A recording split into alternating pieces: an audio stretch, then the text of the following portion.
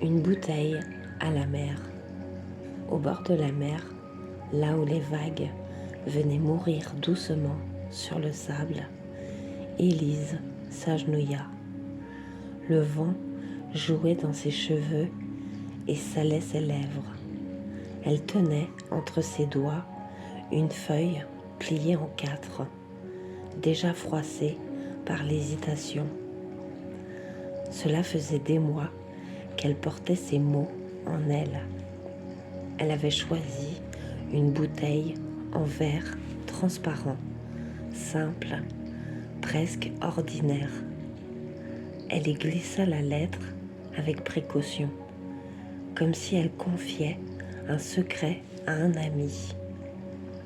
Puis elle la referma soigneusement avec un bouchon de liège qu'elle scella à la cire fondue. Son message ne parlait ni de trésor, ni de détresse. Il parlait d'espoir.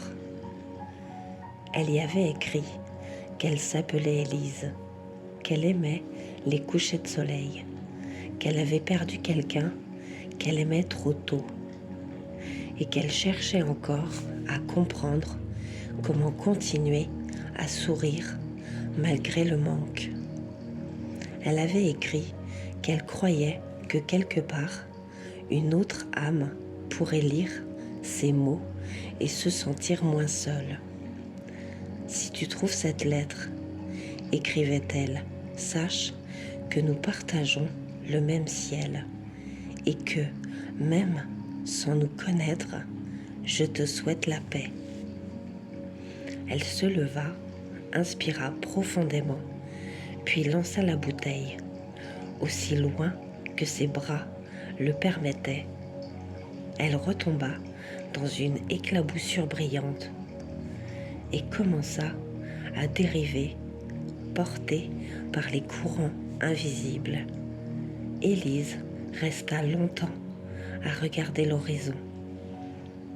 Elle ne savait pas si quelqu'un lirait un jour son message, mais en le confiant à la mer, elle avait allégé son cœur. Parfois, il ne s'agit pas d'être entendu. Parfois, il suffit d'avoir osé parler. Et quelque part, peut-être, une autre main ramasserait la bouteille. Un autre regard parcourrait ses mots.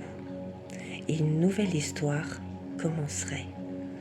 Fin, Loli.